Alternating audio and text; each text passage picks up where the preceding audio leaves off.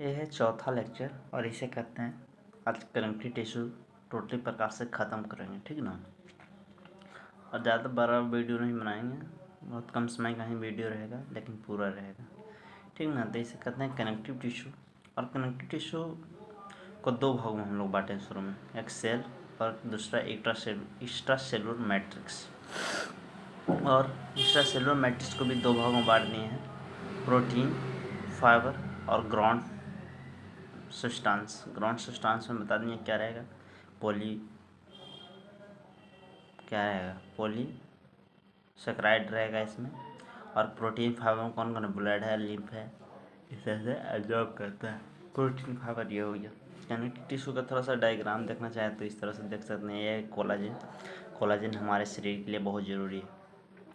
सुनिए रात को, कोलाजन हमारे शरीर के लिए बहुत ज़रूरी है। और इलास्टिक फाइबर, अब कोलाजन क्या होता है, कोलाजन का क्या फंक्शन है, सारा का सारा बताएंगे। और ये कोलाजन हो गया और ये इलास्टिक फाइबर हो गया। ये म्यूकोपॉलीसेकेराइड मान लो इसको, ये सेल है।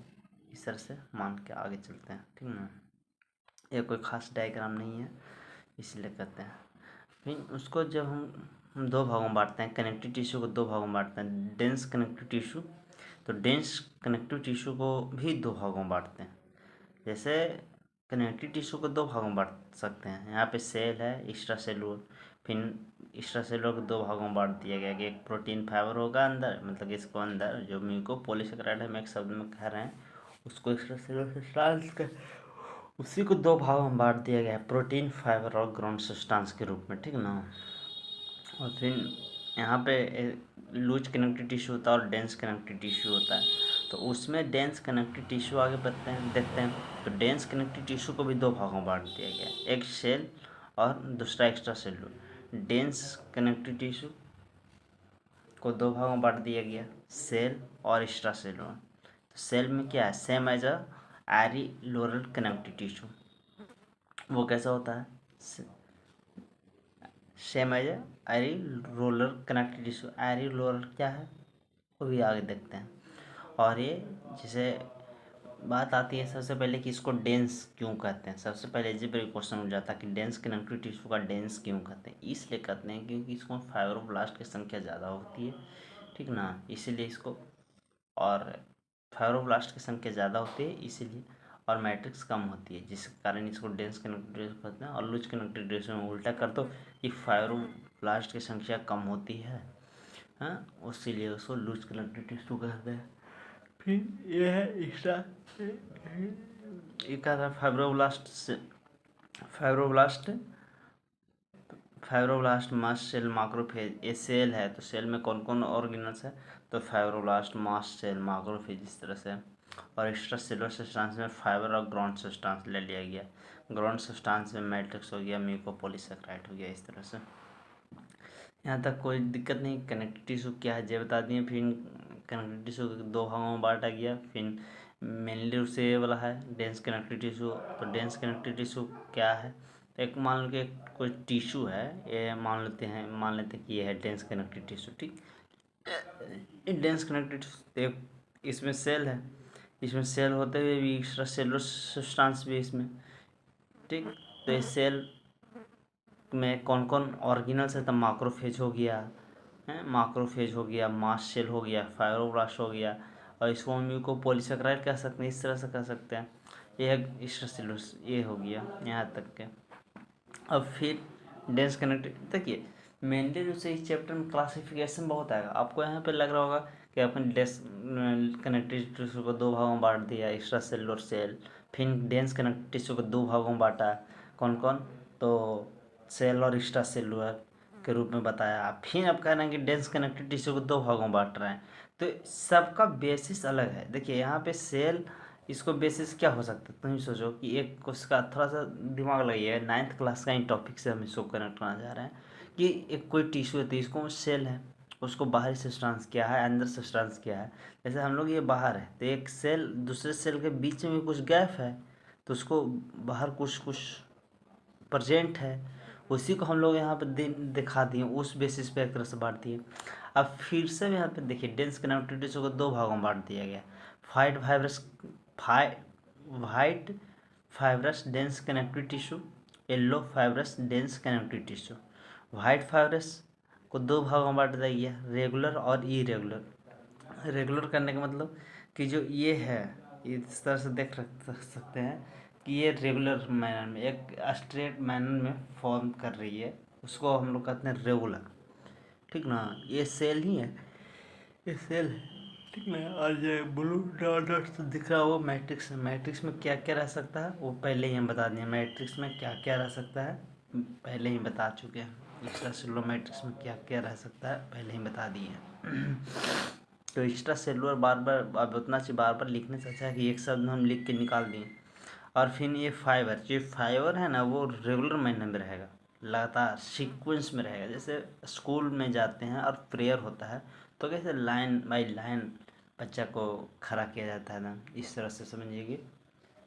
और इरेगुलर कहने का मतलब कि घंटी, प्रेयर घंटी लगने से पहले जो बच्चा खेलते रहते हैं ग्राउंड में, उसको इरेगुलर मान लो।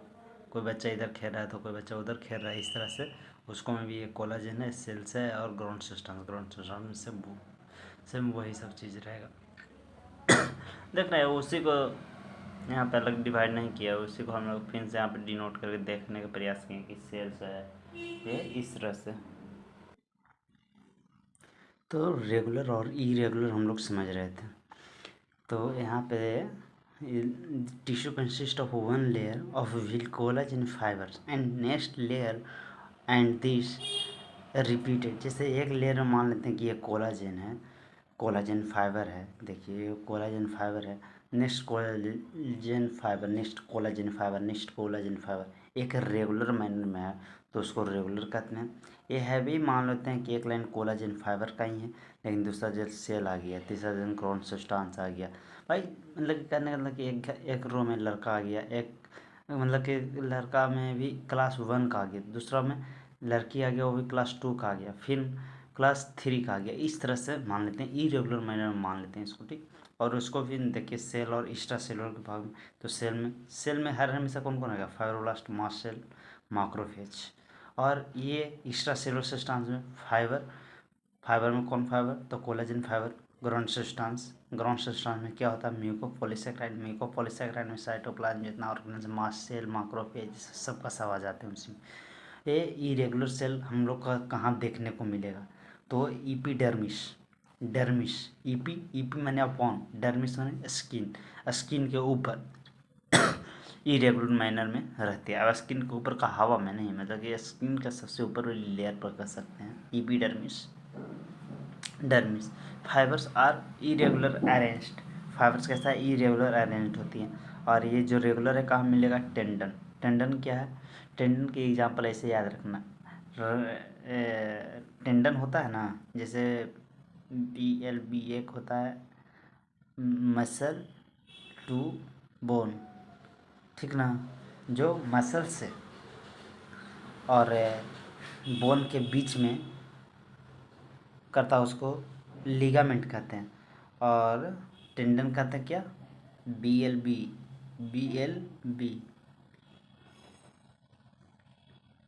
Bone to BLB, tendon muscle to bone. और टेंडन उसको कहते हैं ना जो कि मसल्स को बोन से कनेक्ट करके रखता है, उसको टेंडन कहते हैं। और जो बोन से बोन कनेक्ट करके रहता है वो लिगामेंट कहते हैं। थोड़ा सा कंफ्यूज हो गया था, याद आ गया। इसको ट्री ऐसे याद रखना, BLB जैसे बोन, लिगामेंट, बोन। ये बोन है मान लेते हैं, यह भी बोन है। और ये दोनों बोन्स को कौन कनेक्ट करके हुआ है, ये रेड पिन। तो जो बोन से बोन कनेक्ट करके रखे हुए हैं तो BLB यानी कि एल क्या हो गया, लिगामेंट, ठीक ना। और ये मान लेते हैं बोन है, ये मान लेते हैं कि मसल्स है, और इसको ये कनेक्ट कर रही है, तो ये क्या हो गया, टेंडन हो गया। तो जो रेगुलर वाला है वो रेगुलर वाला कहाँ मिलेगा, तो टेंडन में ही मिलेगा। इस तरह से याद रखना। फिर आगे देखते हैं, आज कुछ ज़्यादा क्वेश्चन करेंगे, आज क्वेश्चन भी करेंगे हल्का, और आगे फिर बढ़ेंगे। येलो फाइबर्स कनेक्टिव टिश्यू को बांट दिया गया है, रेगुलर और रेगुलर को भाग बांटा गया है सेल्स और एक्स्ट्रा सेलुलर। सेल्स में वही सब चीज़ हो जाएगी, एक्स्ट्रा सेलुलर सब्सटेंस में वही हो जाएगी। लिगामेंट बताने का जो ये हम बताएं BLB करके, वो उसमें टेंडन पाया गया रेगुलर वाला में, जो में येलो वाला में वाइट वाला में, और येलो वाला में कौन पाया जा रहा है, लिगामेंट पाया जाता है। या एग्जाम्पल में याद रखना है, रेगुलर में कौन, इरेगुलर में कौन। रेगुलर या रिवीजन कर लो, रेगुलर में कौन, रेगुलर में हो गया टेंडन, इरेगुलर में कौन, तो एपिडर्मिस डर्मिस, ये वाइट वाला के बोल दिए। और अब येलो वाला की बात करते हैं, तो येलो वाला में कनेक्टिव टिश्यू, येलो वाला में रेगुलर वाला में कौन एग्जाम्पल, तो BLB। ये इस तरह से याद रखना है, रिवीजन भी करनी है। कनेक्टिव टिश्यू, तो कनेक्टिव टिश्यू को दो भागों में बांट दिया गया, कनेक्टिव टिश्यू प्रॉपर, एक स्पेशलाइज्ड कनेक्टिव टिश्यू। तो कनेक्टिव टिश्यू को भी दो भागों में बांट दिया। तो ये देखिए, एक कनेक्टिव टिश्यू था, कनेक्टिव टिश्यू क्या था वो समझ लिए। फिर कनेक्टिव टिश्यू को दो भागों में बांटा गया, loose connective tissue, dense connective tissue. यहाँ तक हम लोग इसको भी फिर बांट दिए, रेगुलर इरेगुलर, रेगुलर इरेगुलर, इस तरह से बांट दिए। इसको इरेगुलर नहीं बांटते हैं, नहीं अभी डेंस कनेक्टिव टिश्यू नहीं पढ़े अभी तो, सॉरी डेंस कनेक्टिव टिश्यू पढ़ लिए, लूज कनेक्टिव टिश्यू नहीं पढ़े, ठीक है ना, ये चीज़ याद रखने का। और लूज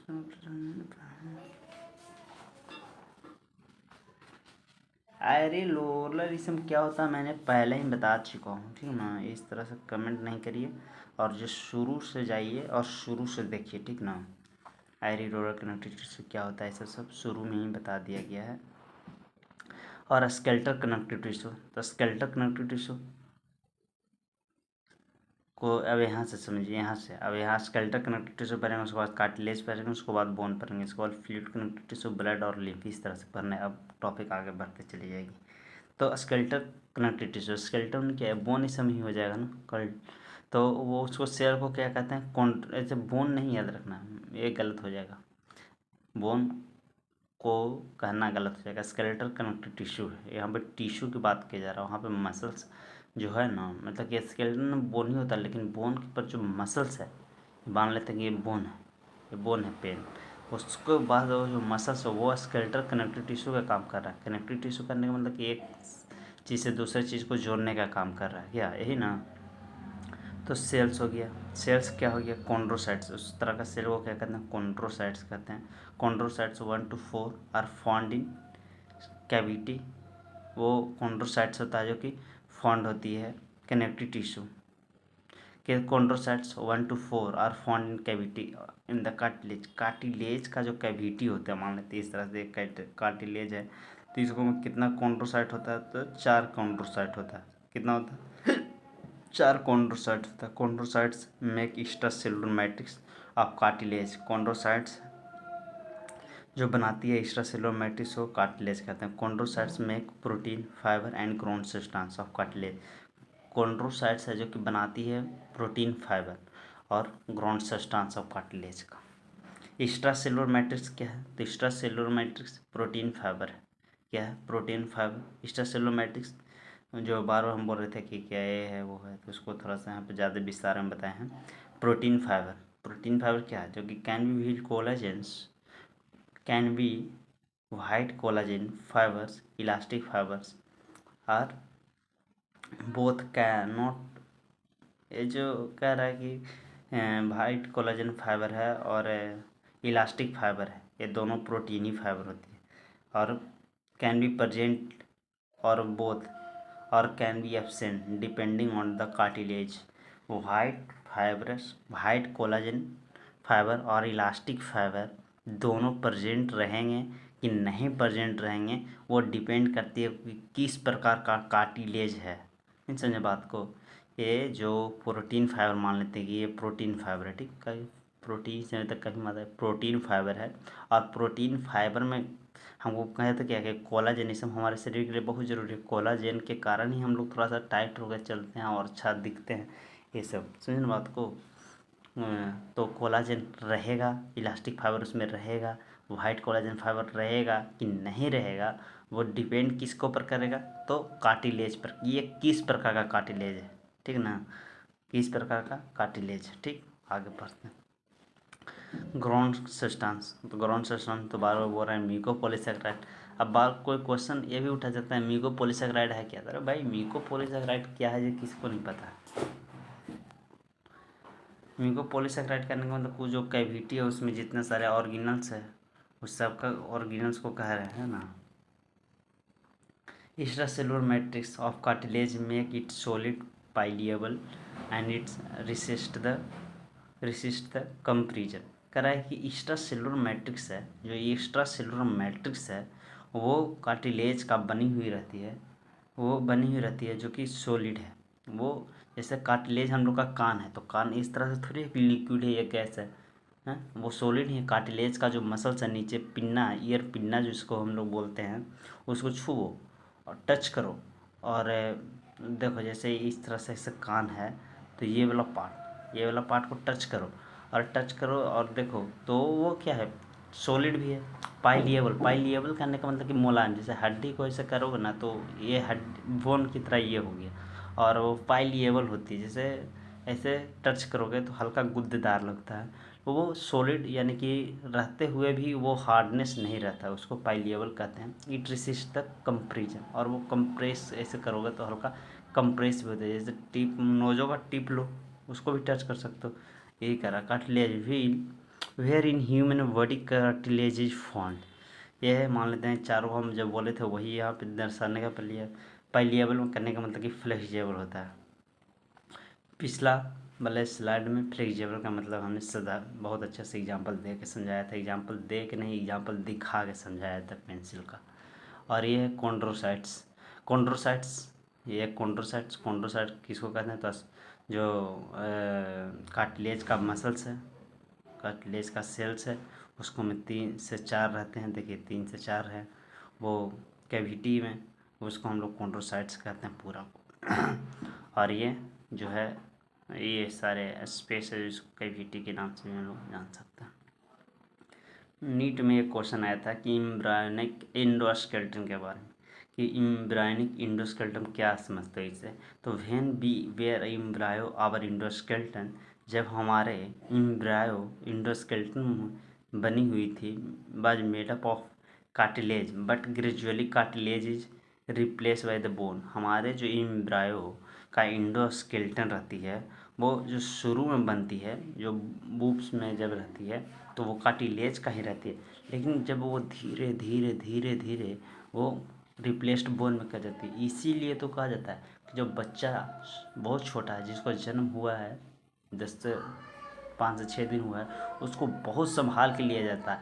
उसका जो पूरा बोन्स होती है, जिसको हम लोग बोन्स उस समय कह ही नहीं सकते हैं, इसलिए नहीं कह सकते हैं कि कभी कभी सुनते हो कि उसको गर्दन में थोड़ा सा ये आ गया, मूर्छक आ गया, लचक आ गया। क्यों आ गया भाई? वहाँ पे हड्डी था, हड्डी कैसे चेंज हो गया? क्वेश्चन यहाँ पे उठता है। तो वो हड्डी था ही नहीं, वो का तो कार्टिलेज था शुरू में ना, कार्टिलेज था। कार्टिलेज होने के कारण उसको मैं कार्टिलेज हमने जैसे एग्जांपल दिया है ईयर पिन्ना का, तो मुड़ ही जाता है ना, उसी तरह से वो मुड़ गया। तो समय के साथ झेलते हुए इन्वायरमेंट के अनुसार से थोड़ा सा कार्टिलेज है जो कि कन्वर्ट किस चीज़ में कर जाती है? बोन में कन्वर्ट कर जाती है। C shaped ring over trachea ये है, सी शेप्ड का होता है। टिप ऑफ नोज एग्जाम्पल में ये ध्यान में रखना।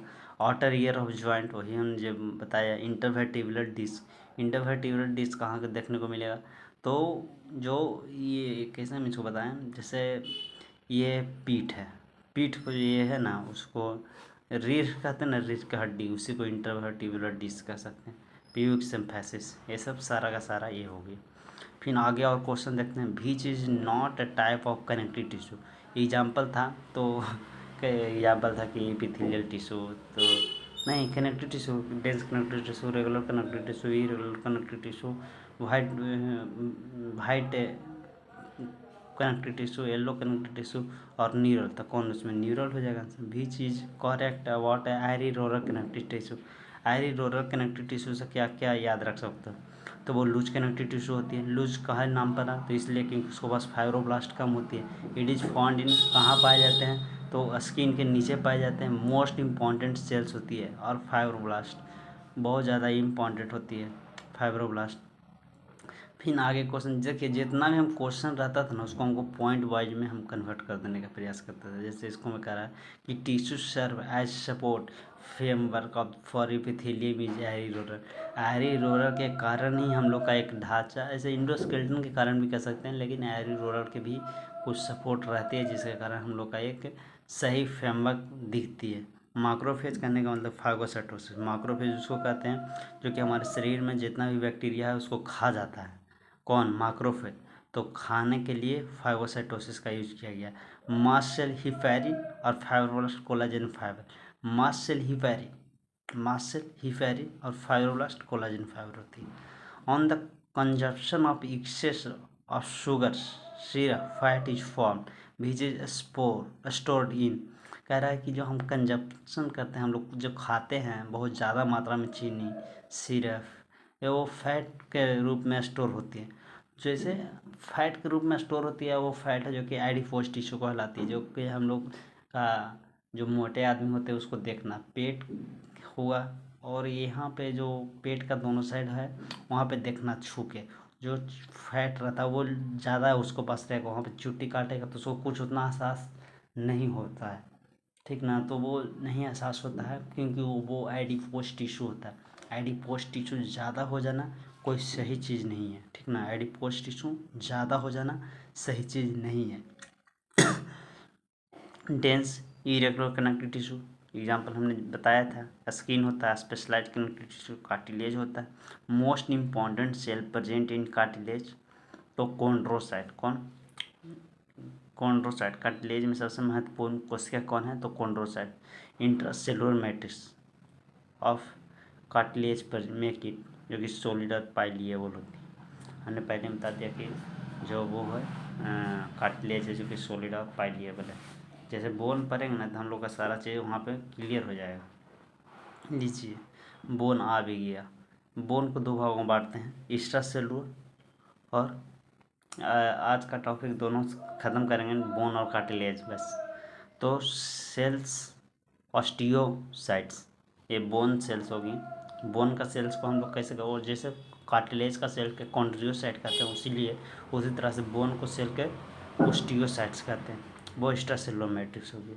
ये है माक्रोफेज और सॉरी यहाँ माक्रोफेज नहीं ले सकते, ये बोन ही इस तरह से लिए हैं। ये है बोन, तो ऑस्टियोसाइट्स है। ऑस्टियोसाइट्स कहने का मतलब कि बोन का सेल्स है। Are present in the cavity of lacunae, जहाँ पे प्रेजेंट होता है, जिस कैविटी में प्रेजेंट होती है बोन का सेल्स, जहाँ पे प्रेजेंट होता है उस वहाँ पे जो स्पेस थोड़ा बहुत रह जाती है उसी को हम लोग कहते हैं लेक्यूने। ये इस तरह से। और ये osteocytes, primary osteocytes present in lacunae, ये ऑस्टियोसाइट्स है और प्रेजेंट कहाँ है? Primary oocytes, primary primary osteocyte present lacunae. Diagram में आपको लेक्यूने दिखाते हैं, उसके बाद ज़्यादा समझ में आएगा। जैसे ये पूरा बोन का एक ले लिया गया, ऐसे मान लो कि ये बोन है और बोन को इस तरह से इसे काट दिए हैं, ठीक ना, ऐसे इस तरह से काट दिए हैं, ठीक। तो काटने के बाद जो दिखेगा ऊपर वाला हिस्सा, जैसे इसे बोन था इतना मोटा, ये मान लो कि हड्डी है, ठीक, इसको काट दिए तो काटेंगे तो ऊपर वाला तो खाली यही ना दिखेगा जी, ये तो यहाँ हट जाएगा, यहाँ पे जो ऊपर रहेगा जो दिखेगा। तो वही चीज़ है, दिखा क्या कि इस तरह से लेयर बाय लेयर बना हुआ है। तो जो सबसे अंदर है उसको हम लोग क्या कहते हैं? हैवेरसिन कैनाल। हैवेरसिन कैनाल का क्या फंक्शन है उसमें थोड़ा सा बताएंगे लास्ट में, क्या कि वो बहुत अच्छा चीज़ है, उससे तुम फील ले सकते हो, किसी भी चीज़ को बता सकते हो।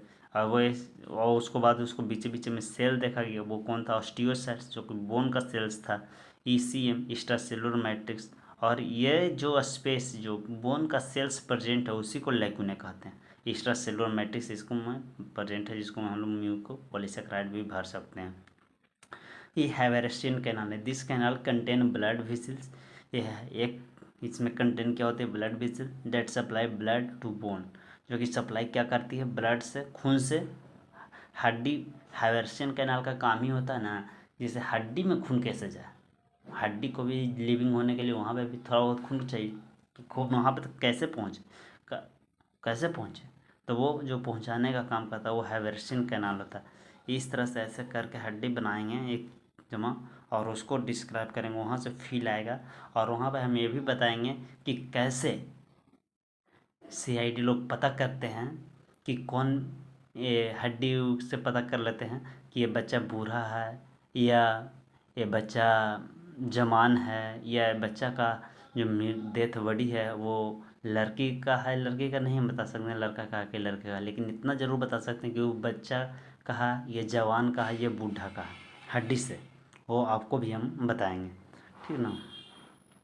थोड़ा सा वीडियो को देखिए, समझे ना बात को, और सीक्वेंस से फॉलो करके देखिए। नहीं समझ में आता है कमेंट करिए। आप लोग व्यू पे नहीं जाइए। मेरे में बहुत अभी कारण है कि अभी मेरे पास वॉइस सही नहीं रहता है, वीडियो ये थोड़ा सही है, और बाकी कंटेंट सबसे बेस्ट है, इतना तो जान लो, कंटेंट सबसे बेस्ट है। लेकिन अभी प्रॉब्लम रहने के कारण कुछ दिक्कत है भी, है ना, जिसके कारण वॉइस थोड़ा सा दिक्कत होती है, वीडियो में हल्का ये है। लेकिन बाकी जो कंटेंट है, कंटेंट इससे अच्छा नहीं मिलने वाला है, इतना हिंदी में शुद्ध हिंदी में समझाने का नहीं मिलने वाला है, ठीक ना। और थंबनेल है सब कुछ नहीं लगाया हुआ है, तो जिसके कारण थोड़ा सा व्यू व्यू पर जाइए ही मत। आपको अच्छा लगता है आप लोग पूरा देखिए, नहीं अच्छा लगता कोई बात नहीं, आगे देखिए, दूसरा चैनल देखिए, लेकिन जब अच्छा लगे तो पूरा देखिए, क्योंकि ये व्यू देख के फिर स्क्रॉल करना ये सही चीज़ नहीं है भाई। बोन को दो भागों बांट दिया गया, सेल और एक्स्ट्रा सेलो। सेल ऑस्टियोसाइट्स हो गया, they make organic part of the extra cellular matrix. वो लोग ऑर्गेनिक बनाते हैं ऑर्गेनिक पार्ट्स और extra cellular matrix. The ECM matrix of the bone makes is hard, और वो उसमें जो कार्टिलेज था वो पाइलिएबल था, लेकिन ये हार्ड होती है, ठीक ना, और नॉन पाइलिएबल होती है। एक्स्ट्रा सेलुलर मैट्रिक्स इनऑर्गेनिक और ऑर्गेनिक।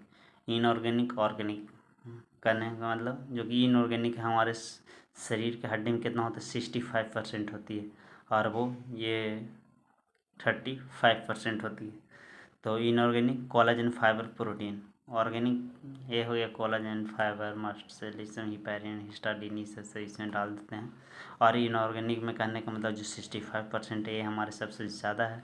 और कैल्शियम हमारे बोन्स में ज़्यादा होते हैं, याद रखना। जैसे देखिए यहाँ पे कैल्शियम कार्बोनेट हो गया, कैल्शियम फास्फेट हो गया, गेट फ्रॉम डाइट, जब हम लोग डाइट पे रहते हैं तो ये सब ही हम लोग का शरीर, मैग्नीशियम फास्फेट, यही सब हमारे शरीर को आगे सर्वाइव रखते हैं। जैसे छठ का पर्व है तो उस दिन सब आदमी सहर रहता है, तो उस दिन ऐसा थोड़ी होता है कि बोन्स भूखल था जिसके कारण बोन्स टूट गया, इस तरह से डेथ हो गया, इस तरह से थोड़ी होता है। उसमें जो रहता है वो कैल्शियम फास्फेट, मैग्नीशियम फास्फेट, वो सब का सब मदद करते हैं। एनसीईआरटी पॉइंट, एनसीईआरटी लाइन एकदम इसको अच्छे से याद रखना।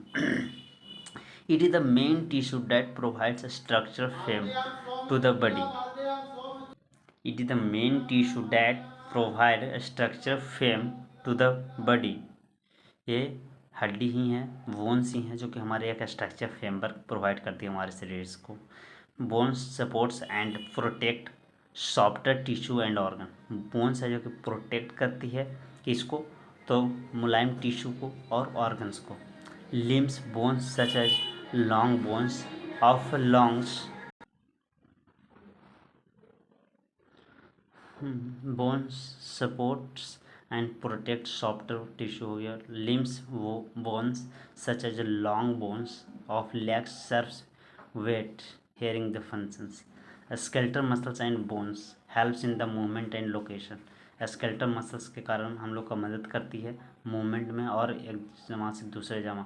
जैसे मूवमेंट वर्ड अलग है और लोकेशन लोकोमोशन अलग है, समझ ना। मूवमेंट इसको कर सकते हैं, जैसे बैठल है, इन्ने हो गया, इस तरह से हो गया।